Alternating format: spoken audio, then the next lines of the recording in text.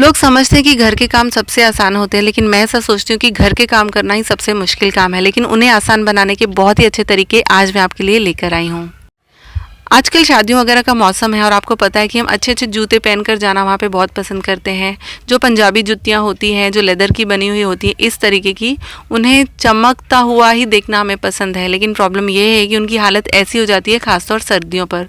तो आप क्या करें, किसी भी कपड़े पर या टिश्यू पेपर के ऊपर थोड़ा-सा तेल ले लें। तेल आप कोई भी ले सकते हैं, अगर तेल नहीं है तो आप वैसलीन भी यूज़ कर सकते हैं। उसे लेकर अगर आप पूरे जूते के ऊपर, भले वो लेदर का जूता हो, लेदर की बेल्ट हो, आपका पर्स हो, बैग हो या कोई भी चीज़ हो जो चमक नहीं रही है अच्छी तरीके से, उसके ऊपर जब आप इसे इस तरीके से फहराते हैं तो ऐसे लगता है जैसे आपने अभी-अभी बूट पॉलिश, शू पॉलिश लेकर इसे चमकाया हुआ है। ये जब पूरा कंप्लीट हो जाएगा ना, तब आपको समझ में आएगा। आपको कपड़े की चीज़ों के साथ ये नहीं करना है। ये बहुत ही गंदे से, सड़े से लग रहे थे। मेरे हस्बैंड का ट्रेडिशनल डे था, ऑफिस में कह रहे थे मुझे पहन के जाना है, ब्राउन कलर की शू पॉलिश नहीं है। तो मैंने उन्हें कहा कि घबराने की कोई ज़रूरत नहीं है, थोड़ा सा तेल लें और देखिए जूते कैसे चमक गए। वो भी फुल इम्प्रेस हो गए मेरे से, मेरे तरीक़ों से, मेरे टिप्स से। तो अगर आपको भी ये टिप पसंद आई तो ज़रूर आजमाएं और अपने हस्बैंड को इम्प्रेस करें इसी तरीके से। तो चलिए अब देख लेते हैं कि अगली हमने क्या टिप आपके लिए देख रखी है। क्या आपको पता है कि सर्दियों में हमारी जो स्किन है बिल्कुल अच्छी नहीं लगती, खुश्क हो जाती है, ड्राई हो जाती है, रैशेस आ जाते हैं, जबकि गर्मियों में हमारी स्किन जो होती है बहुत अच्छी चमकती है। उसका कारण ये है कि हमारे स्किन के अंदर ना एक नेचुरल मॉइस्चर होता है, जिसकी वजह से गर्मियों में स्किन ज़्यादा अच्छी लगती है। तो नेचुरल मॉइस्चर अगर स्किन के अंदर से नहीं निकल रहा है सर्दियों में तो कोई बात नहीं, हम बाहर से निकालेंगे। आपको पता है हर रोज़ एलोवेरा लगाने से आपकी जो उम्र है चेहरे पर वो तो कम दिखती ही है, प्लस जो मॉइस्चर होता है जिसकी वजह से आपकी स्किन बहुत ही सॉफ्ट बच्चों जैसी हो जाती है। और एलोवेरा का जो जेल होता है जो हम बाज़ार से लाते हैं वो यूज़ करने के बजाय अगर आपके घर में एलोवेरा का पौधा है तो हमें वही यूज़ करना चाहिए। लेकिन इसकी जेल निकालना ना एक बड़ा जोखम का काम लगता है लोगों को। तो मैंने बहुत ही आसान तरीका निकाला है। आपको क्या करना है, किसी भी थाली या फिर लादी के ऊपर इस तरीके से रखना है एलोवेरा लीफ को और उसके ऊपर जैसे रोटियां बेलते हैं वैसे ही उसे फैलाना है। तो जितनी ज़रूरत है उतनी जेल उसमें से बाहर निकल गई, बाकी अंदर की अंदर ही रह गई। मैंने थोड़ी सी निकाली क्योंकि मुझे फेस पे लगाना है। अगर आपको बालों पे लगाना है तो आप बहुत सारी जेल इसके अंदर से एक साथ निकाल सकते हैं और उसे स्टोर करके भी रख सकते हैं। अगर टिप पसंद आई तो लाइक ज़रूर करें। शादियों वाला मौसम है, ठंडी का मौसम है, तो इन दोनों से रिलेटेड आपको आज एक बहुत ही अच्छी टिप बताऊंगी।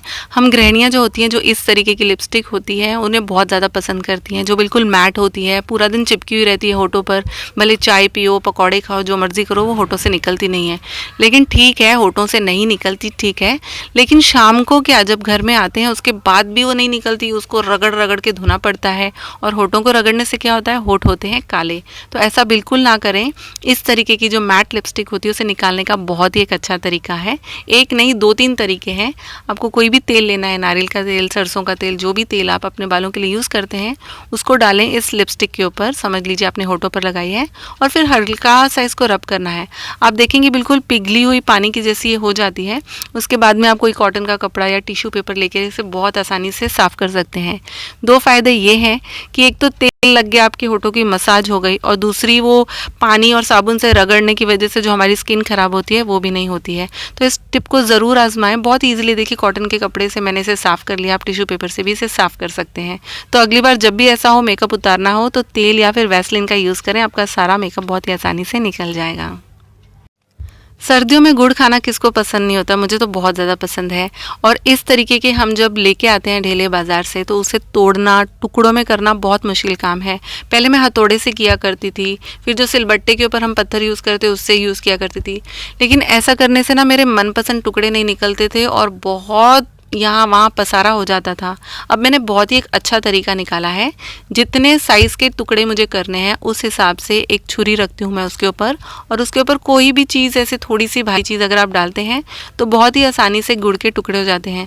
चाहे गुड़ कितना भी सख्त हो, कड़क हो, आप जितने चाहे उस हिसाब से इसके टुकड़े कर सकते हैं। देखिए मैंने लंबे टुकड़े किए, अब मुझे चौड़े टुकड़े करने हैं तो मैंने इसे फिर से इस तरीके से कर लिया। इससे छोटे करने तो वो भी मैं कर सकती हूँ। मतलब हमें जिस हिसाब से टुकड़े चाहिए। अगर आपको चाशनी वगैरह बनानी है तो आपको पता है बड़े टुकड़ों से तो बनने वाली नहीं है, हमें बहुत छोटे छोटे इसके टुकड़े करने होते हैं।